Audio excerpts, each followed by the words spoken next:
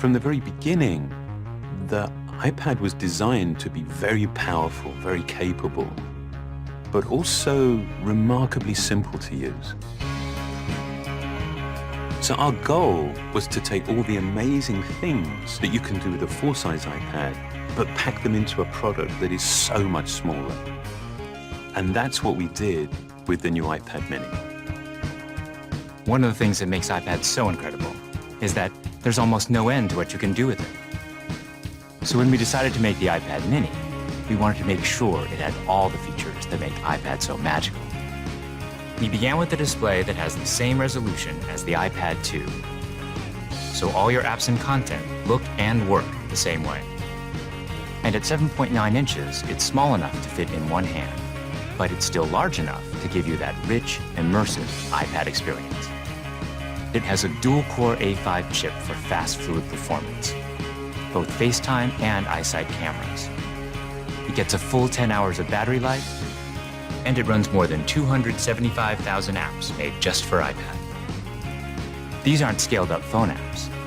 These are powerful apps that take full advantage of iPad mini's beautiful display. You can access all your favorite music, movies, and TV shows from the iTunes Store. 1.5 million books on the iBookstore, and over 5,000 magazines and newspapers on Newsstand. And another thing we're really excited about is that iPad mini comes with FaceTime HD. Seeing your friends and family in high definition makes you feel like you're that much closer. If all that we had done was take the original iPad and just reduce it, all that you would be aware of was everything that was just missing.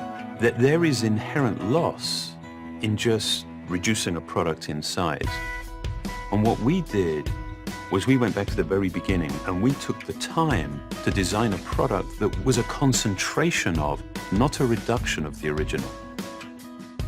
We felt strongly that 7.9 inches was exactly the right display size, but it became clear that we had to reduce the width of the borders so you can still pick it up and easily use it with one hand. We have continued to develop our unibody process. There are essentially two parts to the enclosure, the glass and the aluminium. And that junction where the two parts actually come together is incredibly important. The diamond cut chamfer meets seamlessly with the glass. And I think it's a beautiful detail that further reduces parts and actually makes it more durable. We also designed an entirely new smart cover for the iPad mini. By eliminating the separate aluminium hinge, we now essentially wrap the iPad mini in a single, simple colored material.